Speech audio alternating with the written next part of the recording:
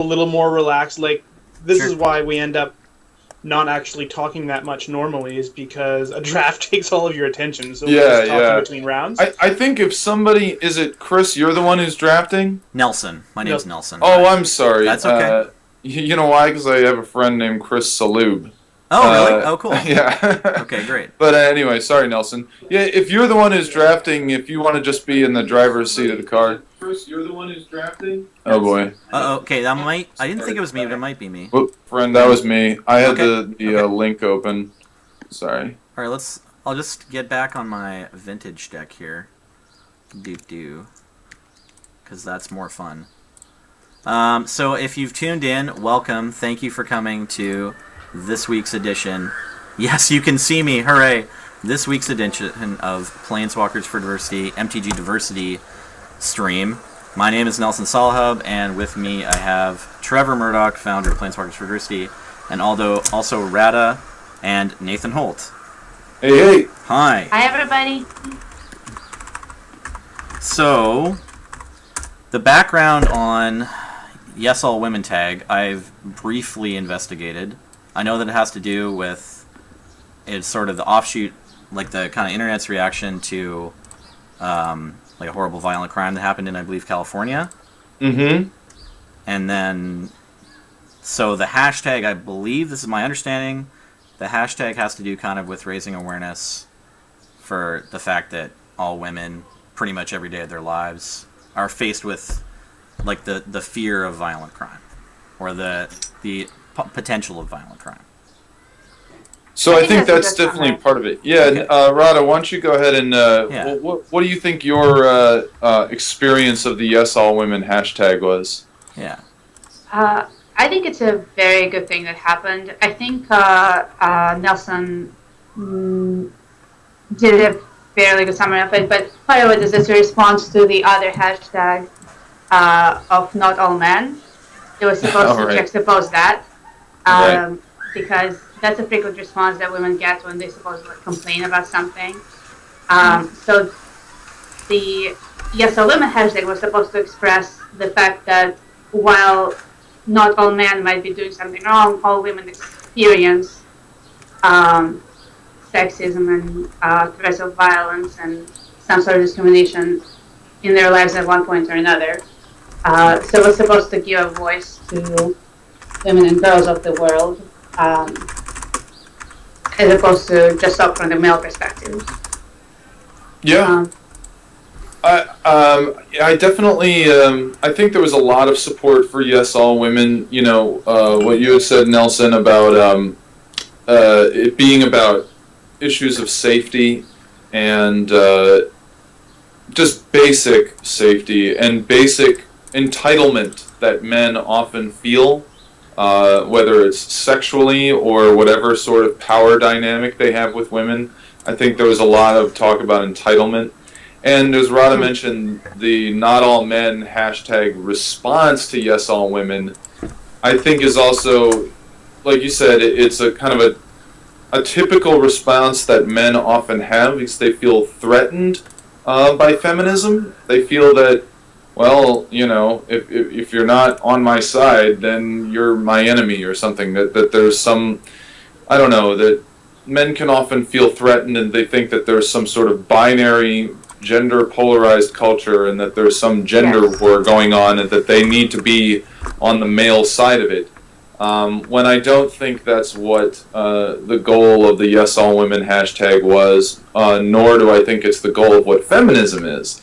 But part of what I wanted to say tonight is that, you know, I certainly have a lot of feelings about what feminism means to me and what the importance of creating diversity there is for me, but probably the most important thing I would say from my perspective is to just listen to women and to marginalized groups, minority groups, that if we want diversity, the most important thing we need to do is to listen to those people and see what we can do to make people more comfortable and ultimately to just have a better party. I think it's just, you know, whether you're playing Magic or just hanging out or throwing some kind of party, it's just always more fun if there's a mix of men and women than there are, I think. Some guys really like guys' night. I tend to like, more diverse gatherings, and so, I just want to hear what women have to say. So I'm really glad that Rada could join us tonight. And, I think the Not All Men hashtag is, just as big a topic as the Yes All Women hashtag. But, Rada, I want to ask you, what other issues do you think you come up against in the MTG community? Do you think that there's something especially difficult about the Magic community, given that it's very heavily male? Or do you think that it's kind of just the same issues that you deal with in day-to-day society? Is there a difference there? I think there's definitely a difference there. I mean, I was lucky because when I was getting into Magic, I was really young. So a lot of people viewed me as a kid rather than as a woman.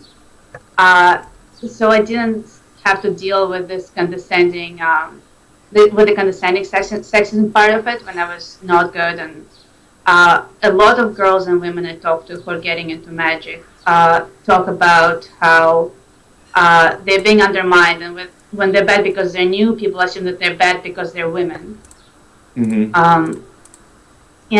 So just about the difference between the predominantly male Magic community and the regular issues.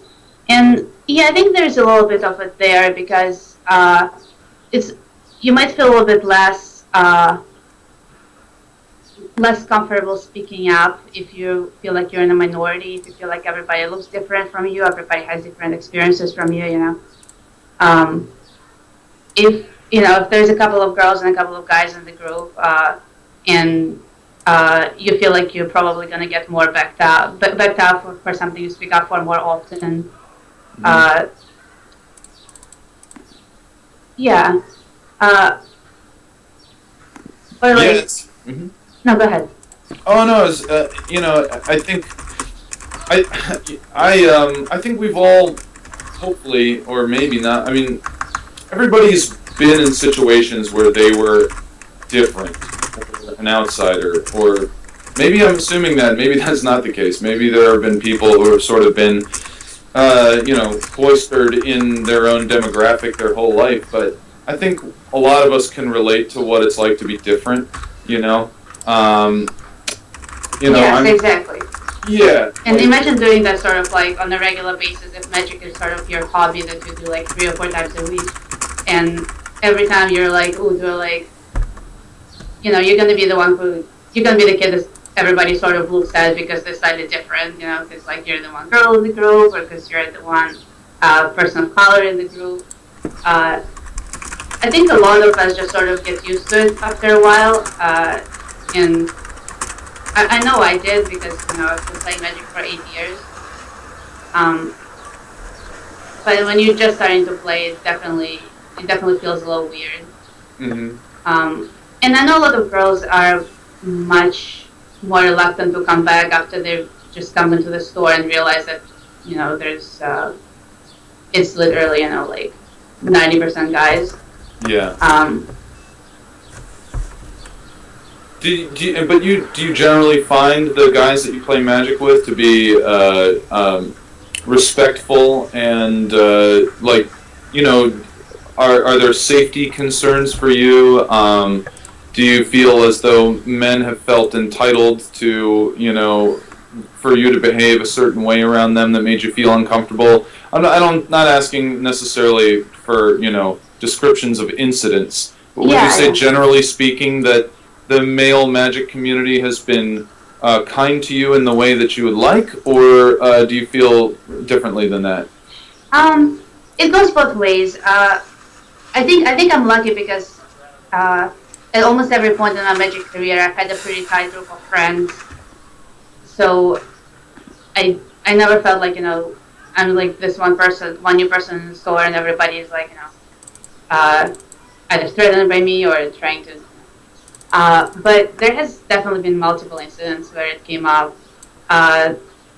especially when I was younger. Like pre-releases or other events where people didn't know me, people would come and actually usually like offer help, or just like in the middle of the game they will like try to tell me how to play, or Right. That one is such a big deal that a lot of us are still cluing into.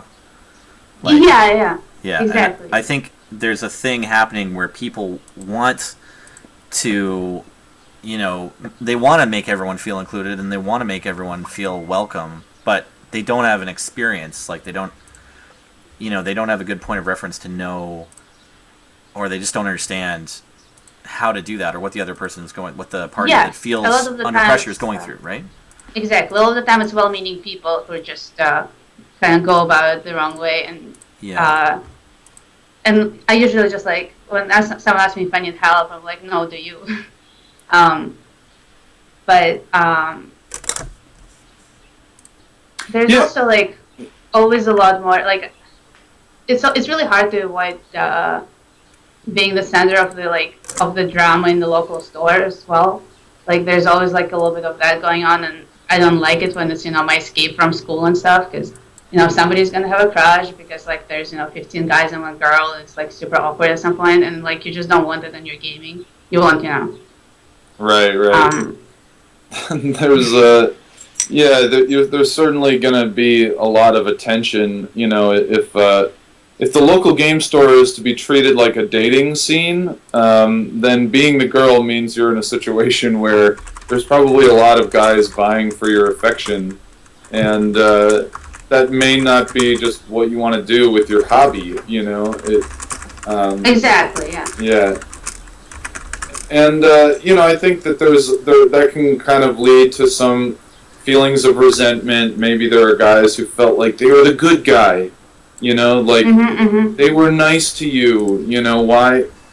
Why wouldn't you date them? Like these I don't know. These kinds of situations pop up every once in a while, where a guy will just come up to me and just kind of describe this kind of a situation to me. And the thoughts that I'm having are like, well, just because you're really nice to this person doesn't mean that she is expected to date you.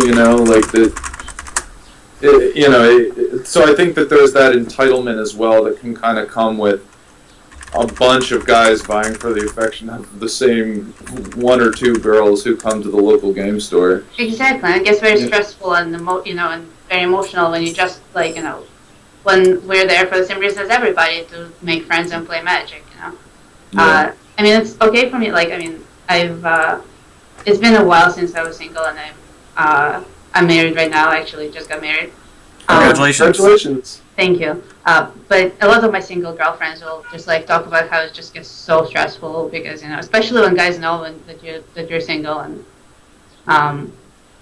they just they have no focusing on the game, not letting you focus on the game, and it gets frustrating, and it gets harder to get better, and it gets harder to because you have to walk on eggshells as well, rather than just form a nice playtesting group around you, because at any point there might just occur somewhat of drama, and and I think what you said about before, the things of like, maybe they want to help you, they want to impress you, be nice to you, be the nice guy, and still have this effect that's less than comfortable for you. It's a weird feeling, because people have good intentions, but maybe the good intentions still have a blind spot, that there's still more work to be done to be really just inclusive of people who, just want to be there at game, just want to hang out, just be friends, that's okay.